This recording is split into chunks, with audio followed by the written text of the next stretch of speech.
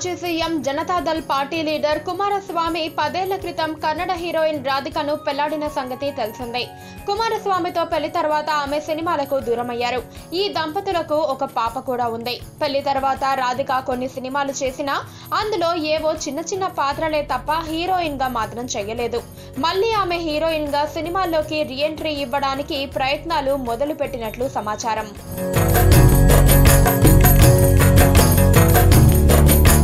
కన్నడ దర్శకుడు రవిచంద్ర దర్శకత్వంలో తెరకెక్కనున్న సినిమాలో రాధిక కీ రోల్ చేయబోతున్నట్లు సమాచారం. ఈ చిత్రంలో రవిచంద్ర కూడా ముఖ్యమైన పాత్రలో నటించనున్నారు. రాధిక కుమారస్వామి దంపతులపై మరో వార్త కూడా వినిపిస్తోంది. కొంతకాలంగా ఇద్దరు విడిగా ఉంటున్నారని టాక్. భర్త అడ్డంకి లేదు కాబట్టే రాధిక మళ్లీ సినిమాల్లోకి రావడానికి ప్రయత్నాలు మొదలు పెట్టినట్లు వార్తలు వినిపిస్తున్నాయి.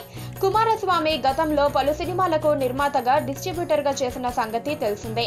ఆ సమయంలోనే రాధికతో ఏర్పడిన పరిచయం వీరి పెళ్లికి దారితీసింది. అప్పటికే కుమారస్వామికి అనిత అనే మహిళతో వివాహం జరిగింది. ఆమెకు విడాకులు ఇచ్చి రాధికను పెళ్లాడారు కుమారస్వామి.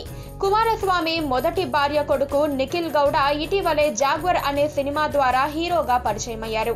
ఈ చిత్రాన్ని దాదాపు 70 కోట్ల ఖర్చుతో కుమారస్వామి నిర్మించారు. అయితే ఈ చిత్రం భారీగానే నష్టాలను మిగిల్చింది. ఈ చిత్రానికి బాహుబలి దర్శకుడు విజేంద్ర ప్రసాద్ కథ అందించారు. పక్కనే ఒక గంట సింబల్ కనిపిస్తుంది కదా, దాన్ని నొక్కారనుకోండి, మేం చేసే వీడియో అప్డేట్స్, నోటిఫికేషన్స్ అన్నిటితో మీ డివైస్ లో వాలిపోతాం.